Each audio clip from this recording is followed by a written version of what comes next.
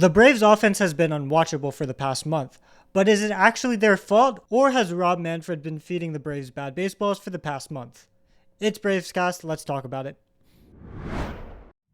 I don't know about you, Cole, but the past couple of weeks have been depressing. The only thing right now that is saving me is the idea of in September, star pitcher David Fletcher will be chucking knuckleballs for the Atlanta Braves, starting a game, going 145 pitches, throwing a no-hitter with 6 walks. That's all I'm living for at this moment. I don't know. How are you doing? That's quite the silver lining. We could definitely get into that too. I would love to talk me some David Fletcher and the crazy story that's brewing in Mississippi now, but was brewing in Gwinnett. I can already see the movie rights deals coming left and right for the David Fletcher story. Stay tuned to the end of this episode for the David Fletcher talk. From degenerate to all-time great Cy Young award-winning knuckleballer. The last couple weeks have been depressing. We saw series losses to the Pittsburgh Pirates, they're not in last place in the NL Central. They are close to the bottom. A series loss to the Washington Nationals, and Mitchell lives actually in Nats territory, but you can attest that they're actually a much better team than a lot of people assumed they would be going into the season, but still, at home, you don't want to lose 3 or 4 games to the Nats, the 2024 a Nats. fourth place team. And as we're recording this, it is before Sunday's matinee rubber match between the Braves and A's, but as I just alluded to, they did lose 1 game to the Oakland Athletics, who are maybe have our number at this point. Crazy stat, by the way, CJ Nikowski pointed this out. First win the Oakland A's have had in Atlanta since 2008. So now a lot of that is because they just do not play in Atlanta a ton. But it was a 7-game winning streak the Braves had in Atlanta versus Oakland. But I just thought that was funny. I missed that tidbit. That means the Oakland A's have not beat the Atlanta Braves in Atlanta since Mark Teixeira was the first baseman. Yeah. For the Braves. Wow. Yeah, it's crazy. Or possibly, it was June. Yeah, it was June. Would have been June. Yeah. I do miss when I love the balanced schedule. I love getting to see every team. I love that interleague play. I do love that interleague plays year round now. I know some fans are not. I know this is it's not a hot take, but it's depending on which baseball fan you talk to, you'll get a different reaction. But I do really miss when it was like June and you had that 1 month of the year when Chipper Jones was DHing for the Braves. And yeah, I used to just define June by interleague play, and for us growing up, at least me, school was out, it's summertime, and yeah, hey, the Braves are playing the Red Sox in Boston right now, or the Braves are currently hosting the Texas Rangers, with just a lot of I don't know, it just very much defined the period, and it felt special. And yeah, it doesn't really matter that much anymore, and it is better for the game having a bounce. Also, not having 4 teams in the AL West and having 6 teams in the NL Central, who thought of that? Why did they not fix that sooner? That is crazy to me that they didn't think that was a bad idea. Also, in 1998, when they did that, they moved the Brewers from the American League to the National League Central to make it 6 teams in the NL Central. And they didn't think, hey, it would have saved me a lot of pain as a child if they had done this in 1998. Why don't we move the Houston Astros to the American League, where they have a natural rival with the Texas Rangers, and move the Brewers to the NL Central, and have it 5-5-5. It also really puts the Seattle Mariners postseason drought into perspective, because for most of their drought, they had just an inherent upper hand with having less teams to compete with in the division. But yeah, I'm glad. Good teams either. Well, the Angels of the mid-aughts were were decent. You know, it was before Artie like really destroyed the team. They still had a good foundation. They just kept getting swept by the Red Sox in the ALDS around that time. But yeah, I mean, it's still like they had less obstacles to overcome, and yet they kept falling on their face year in year out. So, And yet they're everybody's second favorite team. Wild. Anyway, you guys are Braves fans. We're here to talk Braves.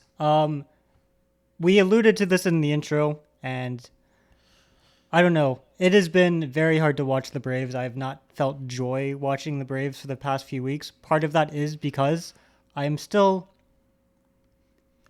in shock that Ronald Acuna Jr. is out for the year again.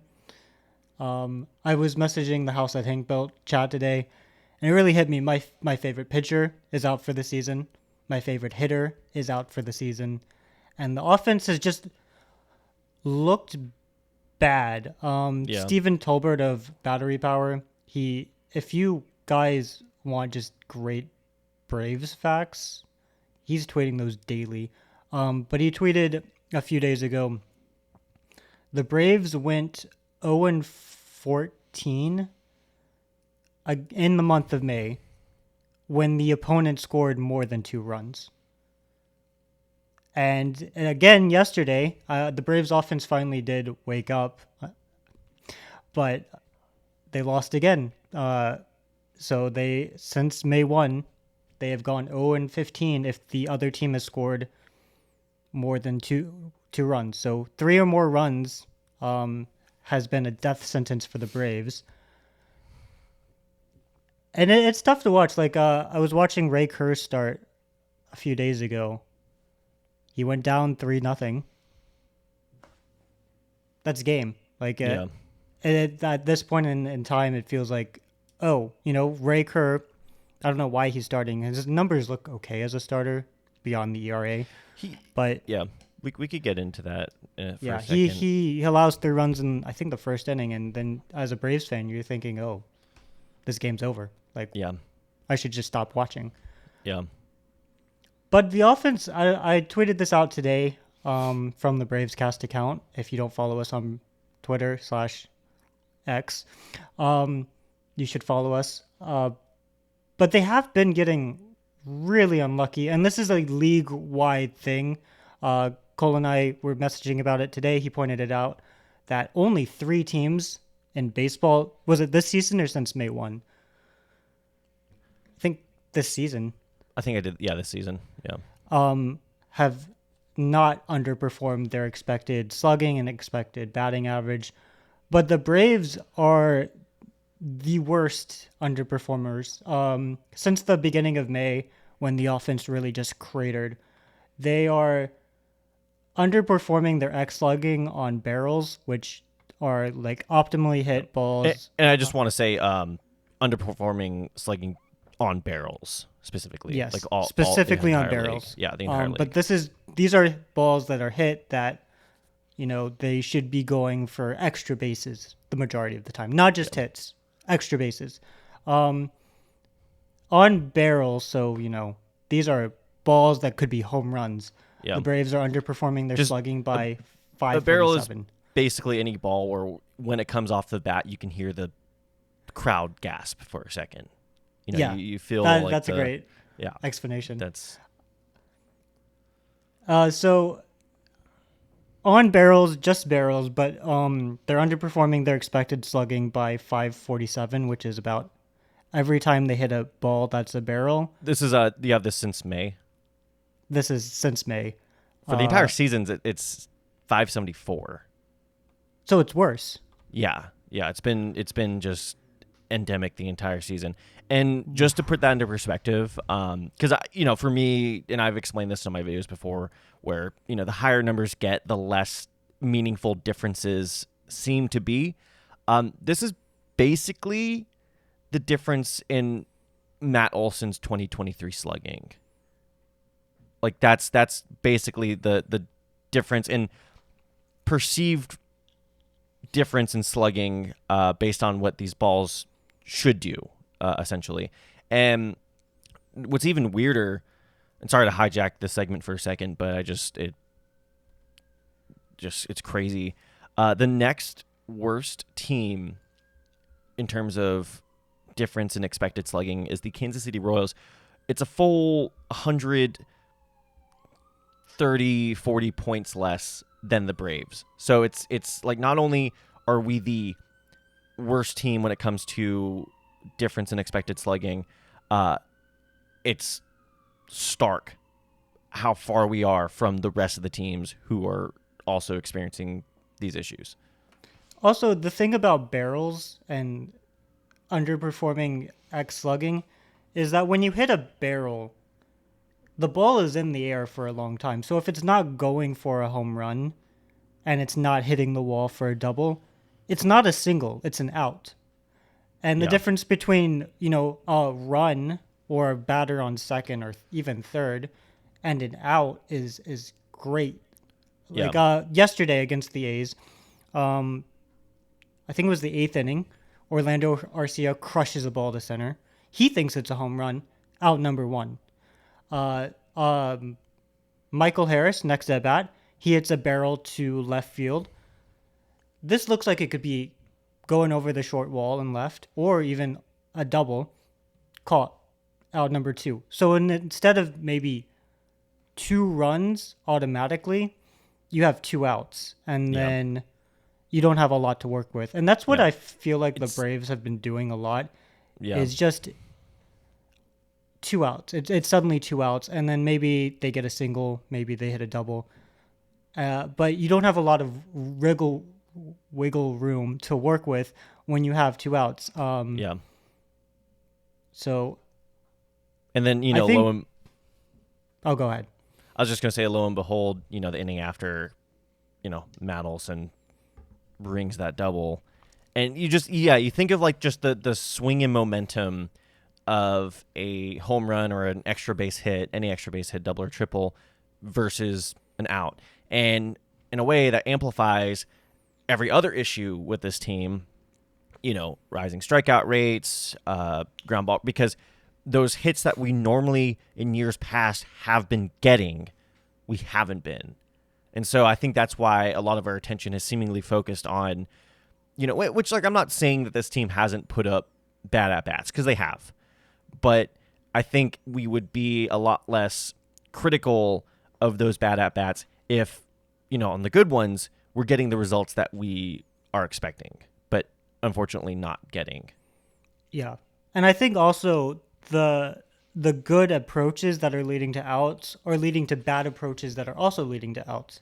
Kevin Seitzer said the same thing, or not the same thing, but he said he feels like the offense is pressing a bit, and I think so too. I watched an at-bat from Matt Olson yesterday. He's actually been doing pretty well the past couple of weeks, but there's no one on. I think there are 2 outs. He gets a 3-2 count. Normally, I feel like he's very patient. He's a very Yeah. he has a lot of swing and misses. That's kind of just who he is. But he's good with what is in the zone and what is out the zone. But he gets I'm terrible with pitches, but it didn't look like a very deceptive pitch. It was well low though, and he just swings and Yeah. misses instead of taking a walk, because I don't know if the offense just feels like they have to be hitting home runs, because if they get on with a single or a walk, they're not coming in. But you have at bats like that from Olson, Yeah. where maybe at the beginning of the year he's taking the walk and he's going to first, but now he feels like he has to do something by swinging. I pulled this stat up for, right, just by the way, this is the horrible we're talking about here.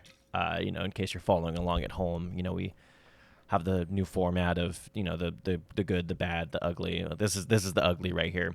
But we do have a hopeful section for today's episode, and I wanted to talk about Matt Olson, but I felt like I could just pull the stat out here. When he was in a 3-ball count last year, he had a 607 OBP, which basically tells you that he was taking walks, he was getting on base. He knew how to concede at bats. And I remember I noticed this last year where he seemed pretty, he's a pretty stoic guy, but you could tell that, he is one of those guys who wants to take the game into his own hands. But hey, they're clearly not trying to attack me here. Let me get on first. Let me not make an out. This year he has a 424 OBP on 3 ball counts, which is, especially at this point in the season, like that's a good sample right there. That is a very telling stat on how his approach has changed from last year, where, like Mitchell said, he's trying to reach, those balls out of the zone in a 3 ball count, when last year he would have taken all the way, not taken all the way, but he would have recognized and not tried to do too much with something that he obviously knows he can't do anything with. So I think he just needs to concede more at bats. I think he needs to just, understand he doesn't need to carry this entire offense. And I think a lot of other players on this team need to realize that. Do you think putting him in front of Ozuna will help that? Because right now, as it is, I'm not a huge fan of the lineup, and maybe we can get into this later. I don't know if we have time. But right now, you have Ozuna hitting third, and then you have Olsen following him. And after that, it is kind of a steep drop-off, where Albies has been struggling a lot. For whatever reason, Snicker insists on putting Arcia sixth. He's been dropping him the series. He's been dropping his him. Last 2 games, he's dropped him. Where if maybe you have Olsen behind Ozuna, who has been doing everything, he's been carrying this offense. He goes through like a week of a little bit of a slow stretch, and maybe it's luck on batted balls, or maybe his strikeout rate increases just a little, and then he gets right back to it. Yeah. But if you put Ozuna below Olsen, maybe Olsen will be less pressed to make something happen, where he's like, okay, well, if I walk, then they have to face Marcel. Whereas right now he's like, well, if I walk, then...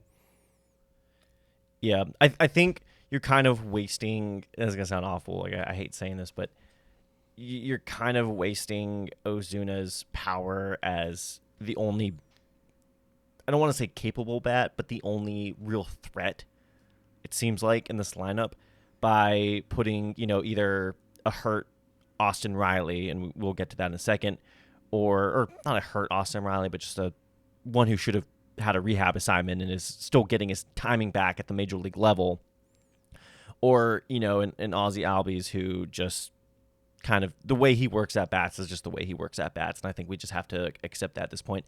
The only issue is that, remember last year where Olsen started the season in the 2-hole, and, he was good, he wasn't great, and then he made the switch, moved Ozzy to the 2-hole, put Olsen in the 4-hole. Olsen goes off, and it was kind of one of those. And, like players will tell you, it does matter where they hit in the lineup. I mean, it's just one of those things where it changes your approach. Who was Olsen hitting in front of in the 4 spot? Ozuna. Yeah. This lineup is especially with Acuna out, and I'm still in denial about that. Yeah. It feels like a fever dream. But you have a much worse hitter hitting leadoff. And this is not, I love Michael Harris. We have a good note on Michael Harris coming up. But him and Ozzy, they can't replicate what Acuna brings in the leadoff. It's not just power, it's the on base. And I know Acuna did not do as well this year, but he was still an on base threat. Yeah, he's still at 360 or 360 OBP, which to me is still hard to replace. Yeah, that's still all-star level to me. And he had speed. He was still running. But now you have a worse leadoff hitter. You have an Austin Riley who probably is still just not in sync. Yeah, he will be. He will be. It's so tough. He basically was out for, you have it here. No, we don't have it, but he was out 2 weeks. He was out for 2 weeks. He should have been on the IL. He should have gone a short rehab assignment just to get his swing back, because now he's at a point where his timing is out of sync, but also there's I don't want to speak for him directly, but there's probably a little bit of like a pressure now, where he's like, okay, I'm back. I've been back. I haven't been good because I was sitting for 2 weeks. I'm sorry, just swinging off a tee is not the same as 99 miles per hour down the chute, and he's pressing more than anyone right now. I guess we will see when he gets his timing back and when he gets the pressure taken off, I mean, it's going to be, his first extra base hit, which I guess he had one yesterday, but, his first, like, real barrel, his first real, like, okay, I'm back. But until then, yeah, I mean, he's just been bad. And makes sense why he's been so bad. He was out for 2 weeks. Yeah, I'll go ahead and get this over with because we don't have to spend too much time on it. But since he returned, he's batting 167, 200 on base percentage, 208 slugging, 14 WRC plus, 32% strikeout rate, which is 10 percentage points higher than what he normally is, and nearly 70% ground ball rate, which just is not going to lead to success. Yeah. And I'm not trying to come after Austin and be like, he sucks. But, when you're out for 2 weeks and it's an injury that you can't swing a bat and then suddenly you're thrown right back into the lineup, that's tough. That's really tough. Yeah. That's the thing. We want to be clear here. We are very pro Austin Riley, and we're not those fans who are like, oh my God, that bum, like, no, we know his power. We know that he's just was put in a situation where he's just unable to succeed. That's more of a fault of the Braves organization who, I mean, on this podcast, if you go back, like, we rarely criticize their decisions. We're pretty, I would say we've been pretty sound on the decision making on an organizational level. This season has had some weirdness, some just kind of idiosyncrasies when it's come to organizational decision making, and yeah, not putting him on the IL, not letting him get a rehab outing in Gwinnett was really strange to me. Because even if you think Austin's going to be out for 4 or 5 days, with that type of injury, I mean, Sean Murphy missed 2 months with a worse version of that injury. Yeah. Wouldn't you want to say, hey, we want the best version of Austin Riley possible. We don't want to make him feel like he needs to come back earlier than he should. Let him take 10 days off. Let him take 20 days off. And then recover at his own pace because we need him 100%. I hate to say it, but like Zach Short would have been better this week. Oh my God, you're right. I hate to he say would it. Have walked. He would have walked. He would have gone his signature late inning double. And again, we are not coming after Austin Riley here, but and the other thing too is if you put him on, if the 10 days happen, and obviously 10 days after he got injured, he was still out. You can backdate it. You can say retroactive. It's not like you put him on the IL and then you have to wait another 10 days. If he hasn't played since then, you can backdate it. Like, you can only backdate 3 days. Oh, did they change that? But still, after I don't know how long that's been a rule, but even at the 5-day mark, you backdated 3 days. You have him out for 12 days. Yeah. I think that, and I know the argument is, well, the Braves don't use that last spot anyway. But it's not even about the roster spot. It's just about making sure he can have the time to recover and then get his timing back on a rehab assignment with Gwinnett. And it's not like, especially if it's Gwinnett, it's down the road. Yeah. It's not like you're sending him from... we're working on a baseball doesn't exist. We're working on a video about a player who was in the minors with the Blue Jays for a certain period of time. And I was looking at those games, and the Blue Jays AAA used to be the Las Vegas team. Wow. So it's not like he was playing. It's not like he'd have to travel to Las Vegas to play that rehab assignment. It's a drive, He could literally play a game in Gwinnett. Like, he could have literally played a game in Gwinnett on like an off day and then just been back with the team, like in the dugout the next day. Like, just for reference, like, I live in Gwinnett. Like, I'm like 20 minutes away from Coolray Field, and to me, the drive to Truist is like not even like a drive to me. Like, it's just it's like a commute, basically. Like I could have a job at the ballpark and still live here and not feel like I'm driving that far. Yeah, no, it's kind of mind-boggling just how they've handled the Austin Riley injury. It just feels very out of place for what, because I mean, you look at teams of other, and obviously me and Mitchell are very plugged into other teams' fan bases, and I see so many questionable decisions being made by other organizations. Vladimir Guerrero Jr. is playing third base today for the Toronto Blue Jays. Like there are so many dumb decisions made by other franchises, and I feel like the Braves have really strayed away from that. Like they've been just objectively, and call me out for this, call me biased, but objectively one of the smarter organizations in baseball. And the way they handled this felt very much like the way the White Sox would handle an injury, or the Mets would handle an injury.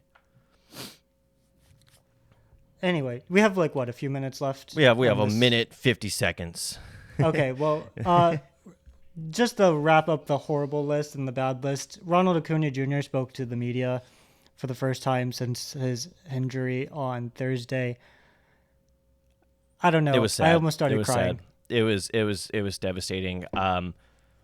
Pretty. You know what? And look, I love Ronald for his openness. I love him for his vulnerability. I'm not saying that he shouldn't have made these comments. I'm not like, oh, how dare he?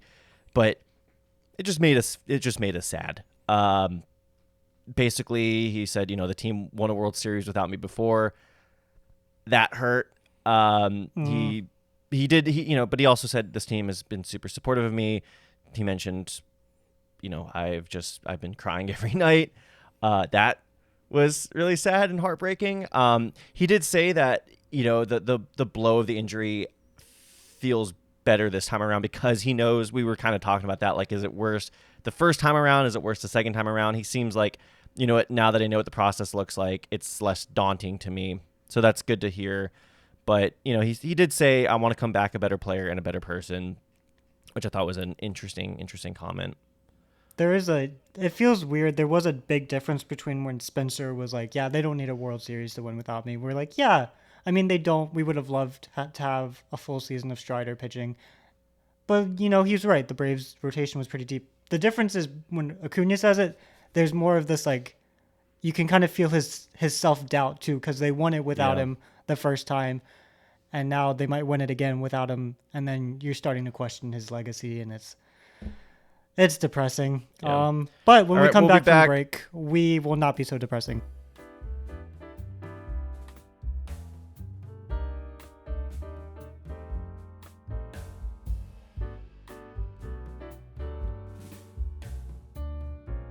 And we are back.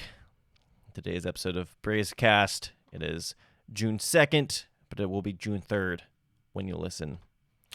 We just got done talking about, we didn't really put our conspiracy hats on, but we did discuss how the Braves have underperformed the most on barreled balls out of any team in Major League Baseball, how that's amplified some of the team's other struggles. We talked about Ron Acuna Jr.'s post-injury press conference, which was really depressing. A lot of really just sad comments that I wish I could flush from my brain. We talked about Austin Riley. It's not been a fun couple of weeks. I'll just put it bluntly. It's been pretty miserable. I don't think. And of course, we're still second in the NL East. But hey. I think I said this at the jump, but I haven't had fun watching a Braves game if it's not Max Fried or Chris Sale pitching. This is no diss to Ronaldo, but the other two pitchers they've got something different. Yeah. But I watch as many games as I do, not just because I'm a Braves fan, but because there's a lot to hope for on the other end. Cole has titled this section The Copeful. I think it's a great title. Should I start or should you? Let's start with yours. I already alluded to mine earlier, so there's no surprises there. So at the beginning of the season, one of yeah, one of our picks to break out was Michael Harris the second, because there was just a lot to love about Michael. He's a quick guy. He makes great base running decisions. He is a great fielder. He hits the ball hard. And the one thing that he needed to change before the season started was he just needed to chase a little less. He's one of the most prolific chasers in baseball. That's not a good thing. And we talked about this not on the last episode, but the episode before the tragedy. That if he cut down his chase rate, then he'd be swinging at better balls to hit, and on those better balls to hit, he'd be doing much better. He's done that in the past 6 days, or in the past 6 games. He's had to step up. The outfielders as a whole have needed to step up to fill the void of Acuna being out, and it's a short sample size. I want to really make that clear that it is a very short sample size. But he's cut his chase rate from 49.8% in the, I should have written down how many games it was, but like 50 games, 60 games, to 31.9% in the past 6 days. And I went and looked. I do just want to explain this to any maybe more casual fans of the game, just so it doesn't sound like we're talking gibberish. Chase rate, basically, so you see a strike zone, right? There's the heart of the zone. That's, clearly a strike.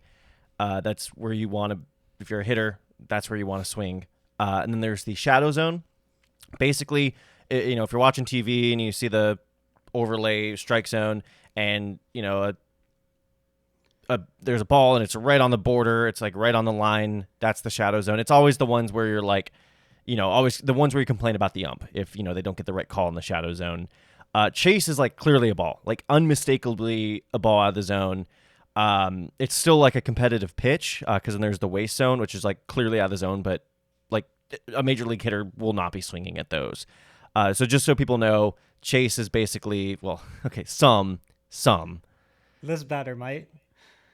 Yeah. But basically chase rate is, balls that are clearly out of the zone, but competitive. And Michael is chasing more balls in that zone, where basically pitchers are trying to, will him, that's their game right there.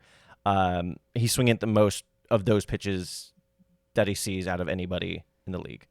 Yeah, these are the balls where you yell at the TV because they swung at it. Yeah. Michael Harris is swinging at though he had been swinging at those pitches nearly 50% of the time. He's cut it down to 31.8% of the time, which 18% percentage points is huge. Yeah. And as a result, he's getting better balls to hit. He's been hitting them well. Exit velocity, generally the better exit velocity, the better chance you have of getting a hit. He's increased it over the past 6 days by 6 miles an hour. Even if you're hitting the ball on the ground, which Michael does quite a bit, the infielder has less time to react if you're hitting it harder. He's walking more too. I posted today on my personal Twitter account of this ball in the shadow zone that he lays out off on a 2-strike count. Those are pitches where batters are generally you're more forgiving if they swung in the shadow zone with 2 strikes because the umpire might call it a strike. Yeah, you have to protect. He laid off a really competitive pitch against Derek Law of the Nationals a few days ago and took a walk. And Harris is not walking a lot.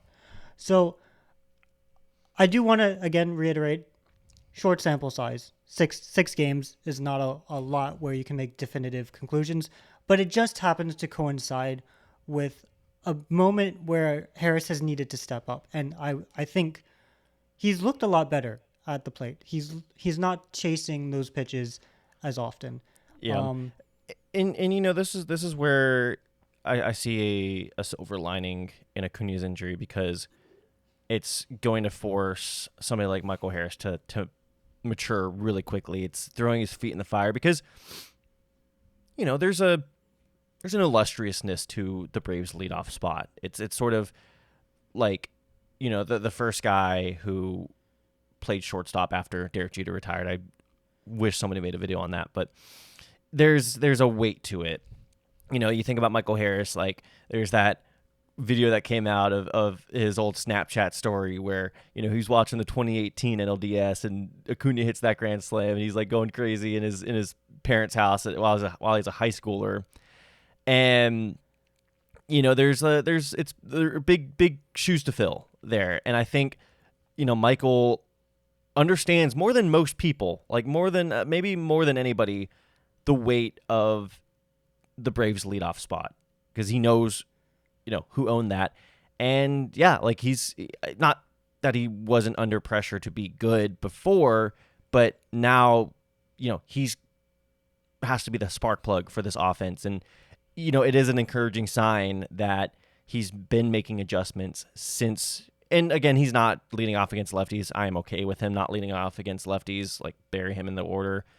Have Ozzy Albies, who's basically Sammy Sosa against lefties. But, you know, he's going to get the lion's share of at-bats against right-handed pitchers, and it's good that he's been making those adjustments, and he's already seen improvements, you know, like in-game, valid, tangible improvements. I feel like also I'm a lot more critical of Michael Harris because of the potential that he has. The expectations. And I have to remind myself, like, I'm not going this hard on Jared Kelenic when he's struggling, and maybe, you know, this is me as a fan, that I need to take a step back when a player that I really like, that I have a lot of, a lot of expectations for him to succeed when he's not succeeding. I just need to take a step back. But I think with Harris, you know, the potential is just so high. Like, I truly believe if he just makes this minor swinging at the rate that he is now, the chasing, he's an MVP candidate. Yeah, I mean, whereas if he's chasing,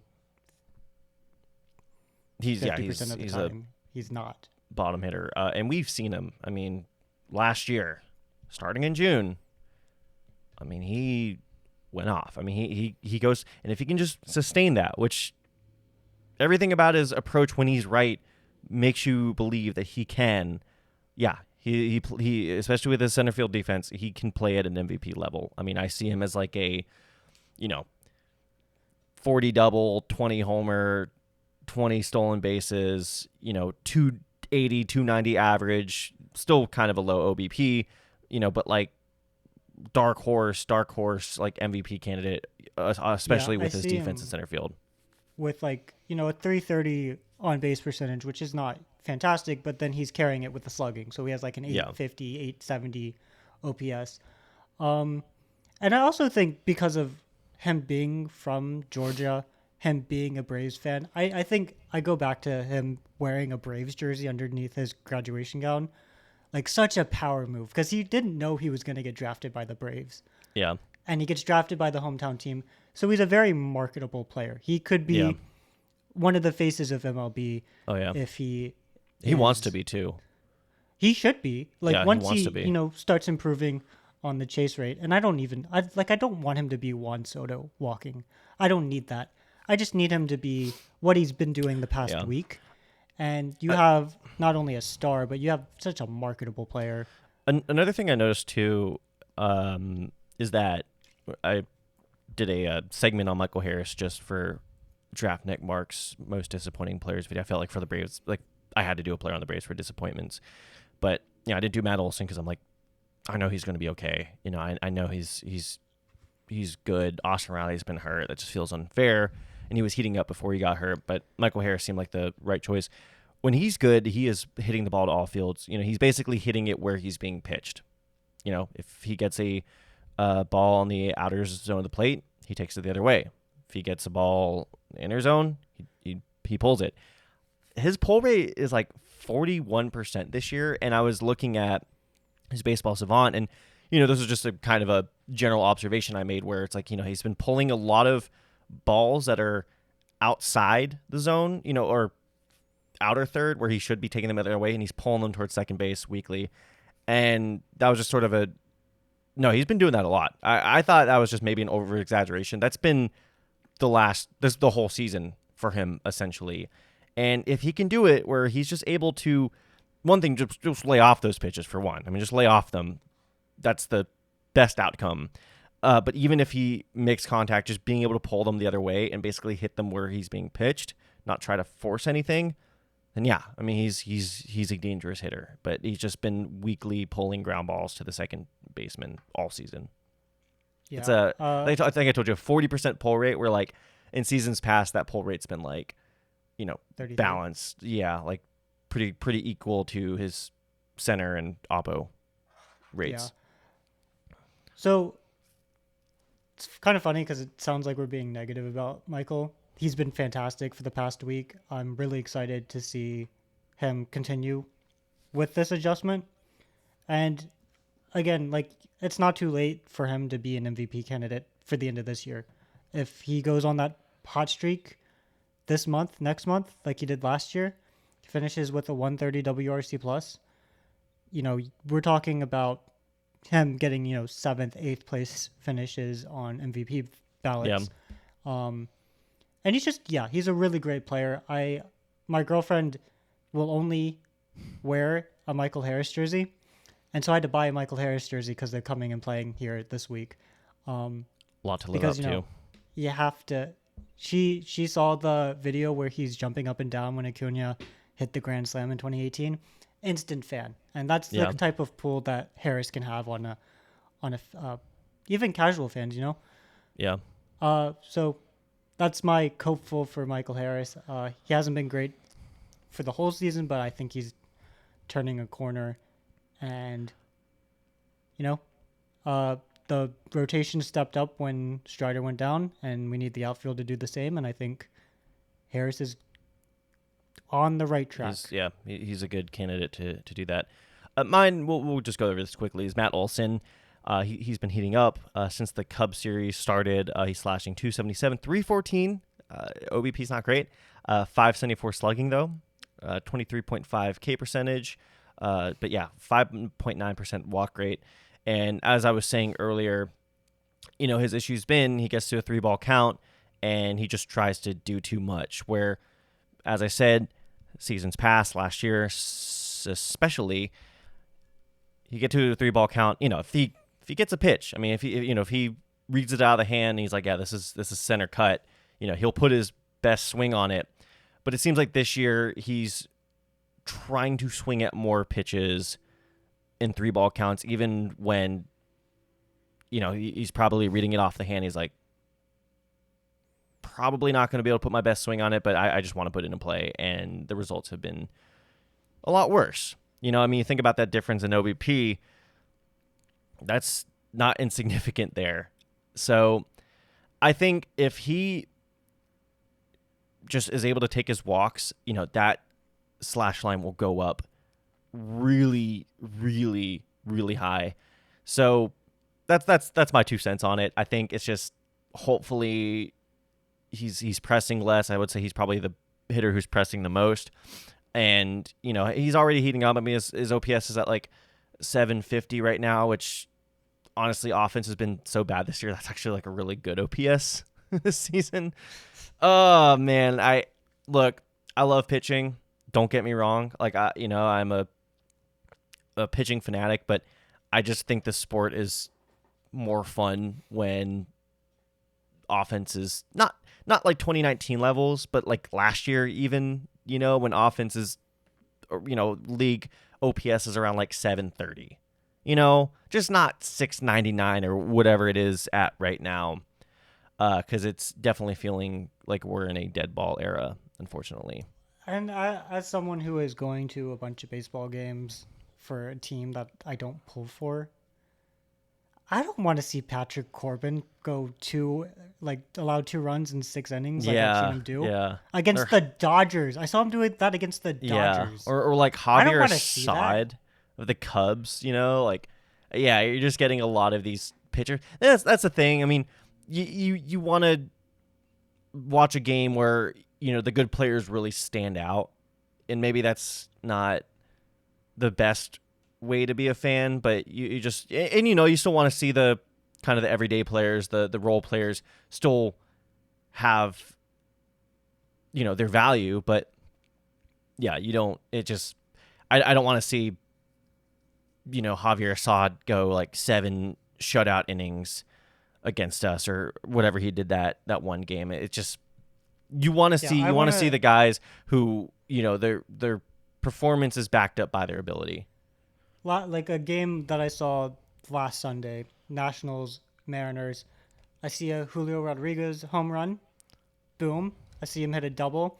I see the Nats come back with a C.J. Abrams, the star of the Nationals, hit a 3-run bomb to take the lead. And then the Mariners, come right back and score a few more runs and win. That's the games I want to see as a casual fan when I'm going to games where I'm not invested. Or if there's a really good pitcher, then yeah. Like if Paul Skeens is in town, well, not against the Braves, but if I'm watching a game that's like Paul Skeens versus... Why am I struggling to think of like a really good pitcher from the NL Central? Shoto Imanaga, like who I think is going to regress like a lot, and the Brewers game was not great. But if it's an advertised pitcher duel, sure. Then yeah, let me see these guys go toe to toe. I want to see teams try to scratch across runs. I want to see some ugly swings. I want to see some beautiful breaking pitches. But if it's like Patrick Corbin versus Ryan Weathers of the Marlins, like, but she's been good. Give me runs. Just give me runs. Yeah. Like, I don't. If it's not one of the like certified aces, like if I'm not seeing Yoshinobu Yamamoto versus Max Fried, I would rather there be more runs than I don't want to see a spot starter go like 6 innings, 2 earned runs, and then a bunch of just bullpen pitchers who basically have like one pitch, shut out the rest of the game, and it ends like 5-2.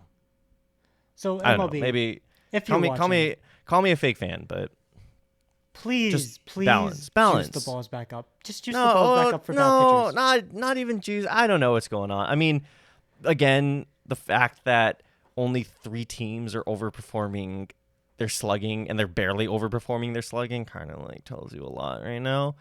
But yeah, juice the balls up just a little bit. Just a little bit. Not 2019 levels. Not 2019. I what would be so fun actually as like a video. This is a quick aside.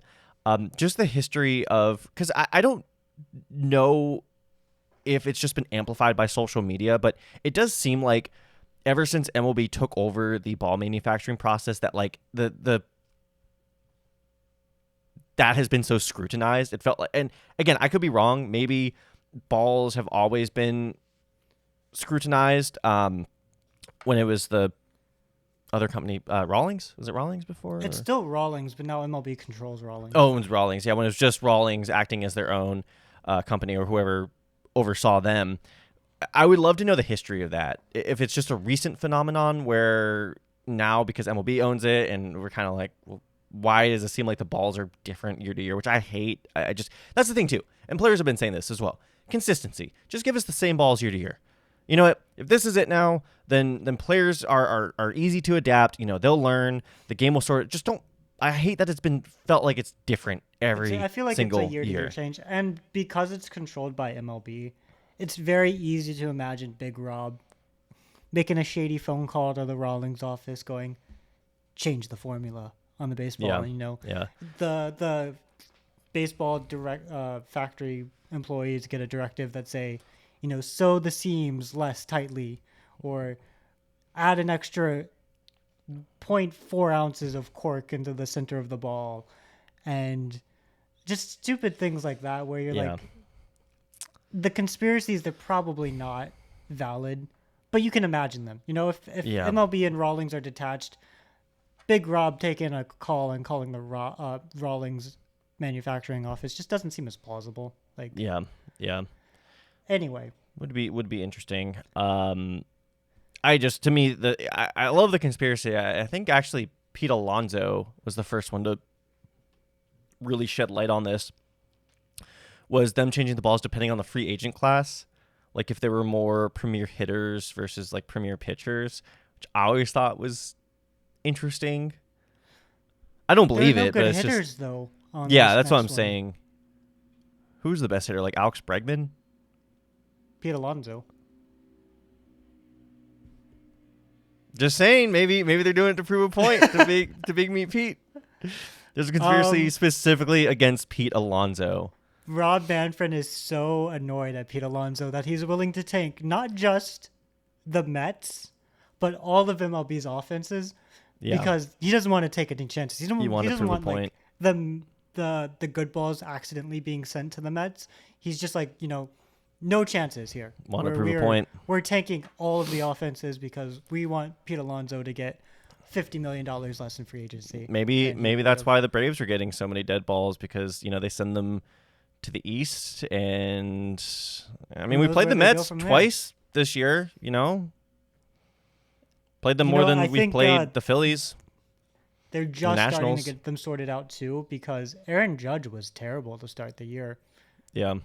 And maybe those baseballs were being sent to New York without discretion, and then Rob Manfred finally had to stop and say, like, we don't want to hurt the Yankees. Yeah. Especially Aaron Judge. We just need those to go to Citi. I just don't want to even think about the fact that that would even be like a conversation behind closed doors. It's a fun conspiracy. Yeah. Plausible, absolutely not. But like, it's fun to think Rob Manfred's wasting his time just to tank the free agent value of Pete Alonso. Yeah, I mean it is gearing up to be a Dodgers. Yeah, let's quickly go over the good.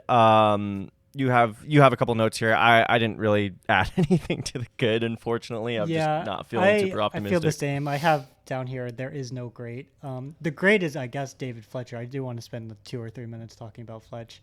Jared Kelenic hasn't had any power the past couple of weeks. He's really only hit season. 1 home run. Yeah. All season, yeah. I don't even remember what home run this is. Was it in Chicago? He had a home run in Chicago. He had a home run against the Red Sox. His first home run of the season, I was there, He knew who he was doing it for. Mets. But he hasn't had power all season. His strikeout rate's been ridiculously high. The strikeout rate is something we expected. But over the past 2 weeks, I don't know if you've noticed. I haven't. I was kind of surprised to see this morning when I was doing preparation for the podcast. He does have a 123 WRC plus over the past 2 weeks. So he's been 23% better than the rest of the hitters in the league. When he came off the bench, when Acuna got injured, he had 3 hits that day. And he's been putting up, like 1 for 4 games. Like he hasn't had any games where I've been like, oh man, he's looked awful today. Like he's been putting up good at bats. I mean, I think he's still a little too passive, actually. He's a little too aggressive early in the count and then a little too passive later in the count. But no, he's been good. Yeah, and Cole pointed out to me, I was not watching most of Friday's game, but he pointed out to me, like, oh, wow, Kelenic just had a great double off of a lefty. So I had to, go in and check it out. And it could have been a home run. It was like a few feet from being a blast against a lefty. Also, rocking a mustache right now. That's pretty cool. I kind of mess with the mustache look. I like that he's sort of. You kind of forget he's only 24 years old. Like he's already. It felt like he's already lived a lifetime at the major league level, and he's still like younger than Adley Rutschman was when he made his major league debut, or around the same age. Yeah. So. I like that he's sort of developing, it seems like, a persona. He's got the mustache. He's rocking the chains. Like it seems like he seems like he's finding himself, which you know what? So many people have come to Atlanta to find themselves and add him to the list. I mean, that was 7-year-old you, right?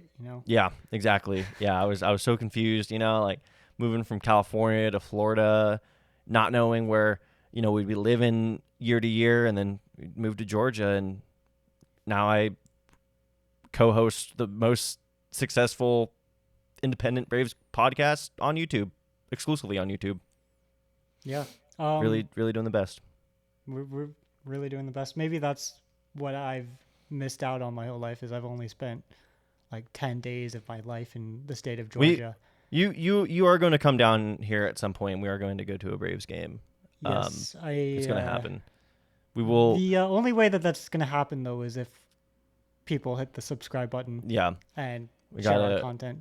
We got to get the LLC, make it a Because we're business actually expense. not allowed out of this room unless we have 500 subscribers. I have not left. Yeah. Even though I've moved Me too. since we started this podcast, I was It- actually just enclosed in a box, and Yeah.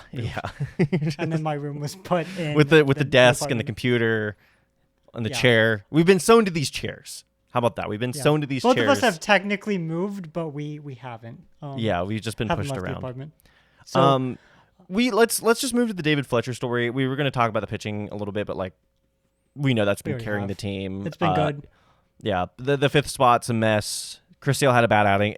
Yesterday was such a weird day. I don't know if you saw on the broadcast, they showed the StatCast wind chart, and it looked like a tornado. Like it was just whipping everywhere.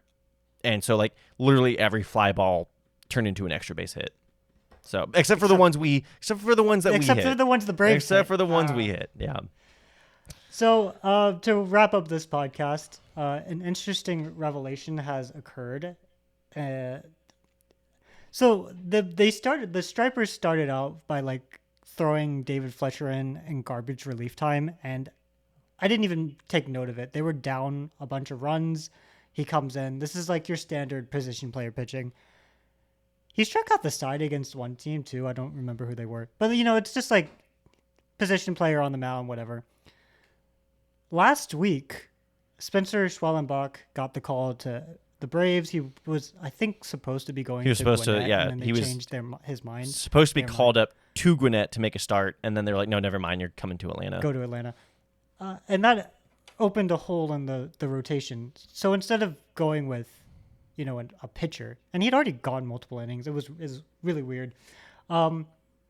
David Fletcher, infielder, who was getting paid like $6.5 million a year to play AAA baseball, started the game against the Tides, the AAA team for the Orioles, who have an MLB, like bottom of the MLB, but an MLB caliber lineup. I would They're say better very than the good. White Sox lineup. Yeah, Like I would say, they would yeah, be 27th in the league in offense. yeah. That's a ridiculous AAA roster. And he went 5 innings, allowed 2 runs, and struck out 6 batters. He struck out Jackson Holiday, and he's chucking these 64-mile-an-hour knuckleballs. And to reward him, the Braves sent him down to Mississippi so he could pitch more. I know Charlie Culberson is probably sitting at home going, "What? I wanted to do this, and I got released, and I throw 30 miles an hour harder than David Fletcher does. Like, what's going on?" But apparently the Braves think the knuckleball from Fletcher is like legitimate. And I guess if you're striking out 6 batters in a game, there is merit to that. Yeah.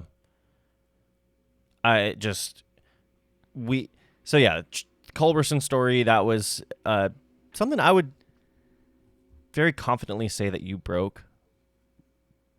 But hey, it's neither here nor there. But yeah, David Fletcher. And the Culberson story, that was such a long shot, him coming back as a He should reliever. have done it 3 years earlier. Yeah, He had the our stuff, but he's our too bullpen is deep. There was just so many injuries that would have had to occur for it to get to that point.